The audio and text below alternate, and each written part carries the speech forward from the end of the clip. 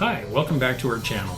I'm Jeff from Three Old Guys, and today I'm planning on continuing our introspective on World War I board war games. And today's topic is going to be the game Fatal Alliances, which is a Compass Games product, which I believe is now out of print for the time being, but is actually a vastly improved deluxe upgrade to a module that was done for World in Flames. So this basically uses the same rules as World in Flames, for those of you who are familiar with that. And the idea is it simulates the entirety of World War I, including colonial combat, just like some of the other games that we've talked about in the past. So let's go ahead and open the box. We get our usual 2 dice, and they included in this a good piece of guidance on how to get into the game, especially for people who are not familiar with World in Flames. Now, the original I have a copy of here.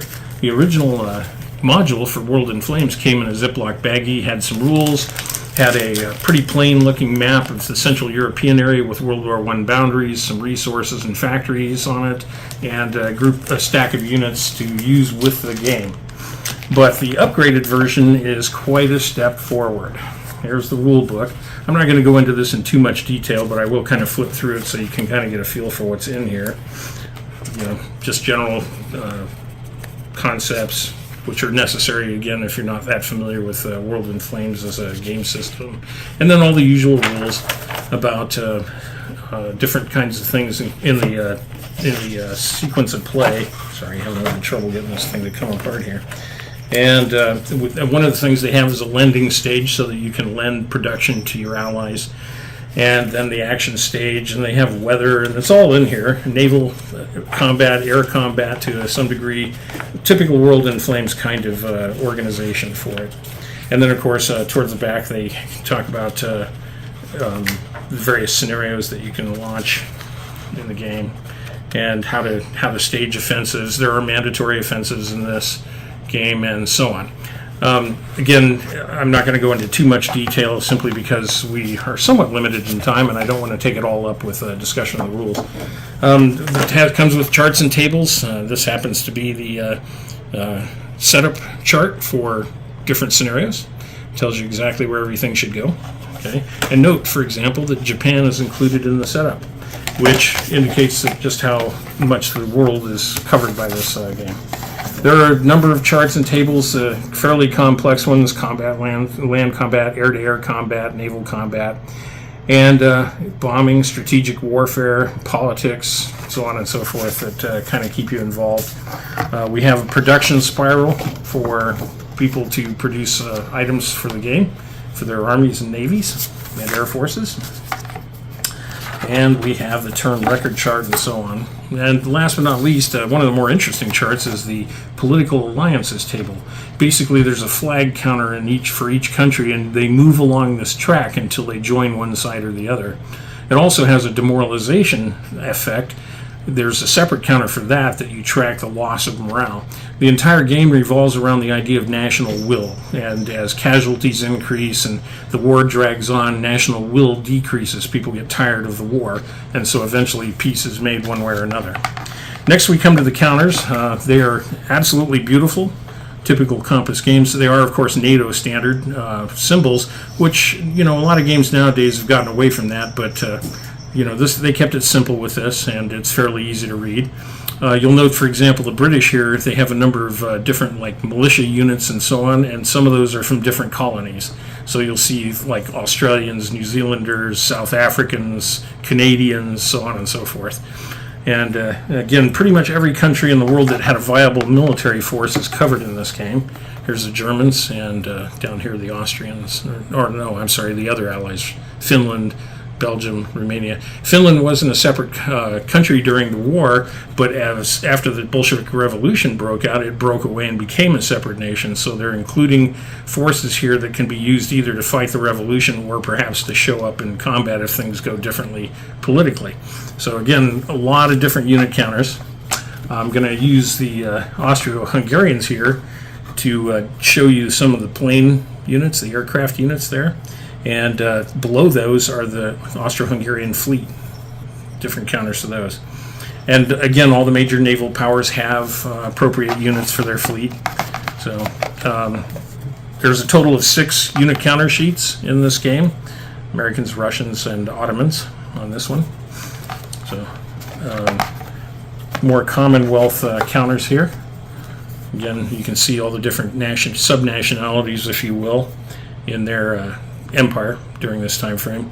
Aircraft's silhouettes appear 2 different ways. The sideways ones are the ones that can generally influence either strategic bombing or tactical land support, and the ones seen from the top down are basically air superiority or transports, things that can't engage in ground combat, just to give you some idea.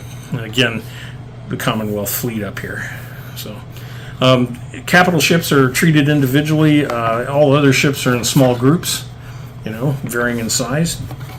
But again, that gives you some idea of the complexity of the game, Americans here.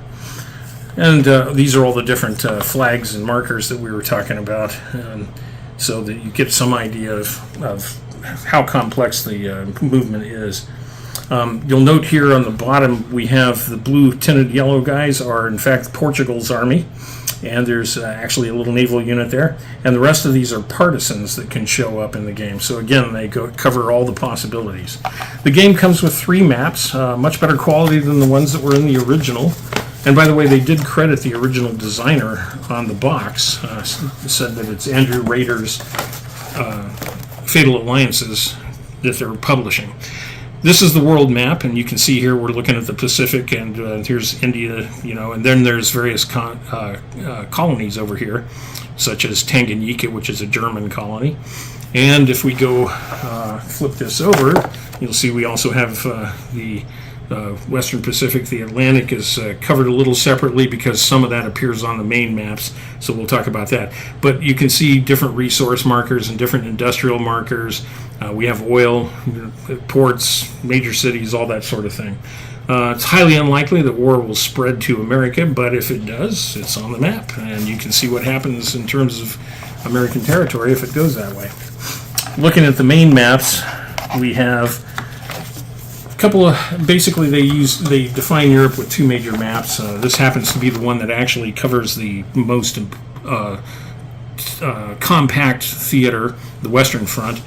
The Eastern Front, of course, quite a bit bigger, and it's on a separate map. But again, you can see the sea zones here kind of isolated and set off so that you can maneuver ships. And out here, as it shows arrows going to the different sea zones on the world map. So again, you have some idea what we're looking at here. They include things, for example, like Trondheim, because Sweden can ship iron ore to Germany, and the Allies can try to interdict it, much like happened in World War II. So, and again, you'll see various industrial sites here, a bit of oil there, and raw materials resources here. And all those count for victory points and increases to national morale. Eastern Front map is pretty similar. Of course, it's the Eastern Front, so it covers a lot more space. And here again, you can see the Russian border, and Poland separated out because they can, in fact, become an independent nation, as depending on how politics go in the war. Up here is Finland, which is currently Russian at the start of the game, but private marshes, rail lines, and all the usual things. Again, resources and industrial sites. You'll note that the Russians are a little thin on the ground on industrial sites, but they do have them, and they do in fact have quite a bit of raw materials. They also have off-map stuff, of course, that can be tracked and used as well. So that pretty much concludes a very brief overview of how the game shapes. I'm going to go ahead and flip the box over so that we can get a look at a more detailed bit of information and some examples to see whether this is something you're interested in or not. But I will say this is a fascinating game. I haven't had the opportunity to get this version on the table yet, the pretty version. I did fool around with the original supplement to World in Flames. Had to get a copy of World in Flames, which wasn't really one of my areas of interest, but needed the rules. And it played very well. It does an amazingly good job of indicating how the war went. There are some random events and various political events that can occur, not as many as in some of the other games we've looked at, but it's complex enough, and the production system works pretty well. Again, somewhat surprising, but it worked pretty well. And I say it's surprising because, again, this really wasn't designed for World War I. It was originally designed for World War II, but it worked pretty well for World War I as well. There's a certain amount of tension in the game. They do cover the Middle East. You can get involved in fighting there on the big maps, and all in all, it just does an amazingly good job, I thought, of simulating the war. And it's kind of quick playing, even though there are a lot of turns involved, of course. But once you get through the first couple of turns, it goes pretty fast, and it has enough tension to keep you interested in the game. And that pretty much concludes today's offering on our World War I games. We still have about 19 or 20 games to go, so this process will go on for a little while. And on that, I'd like to conclude by asking you, if you like this or enjoyed this video, to please like it, and please subscribe to our channel. We can always use that. If you have any questions or comments on this, please put them in the comments below, and we will be more than happy to get back to you.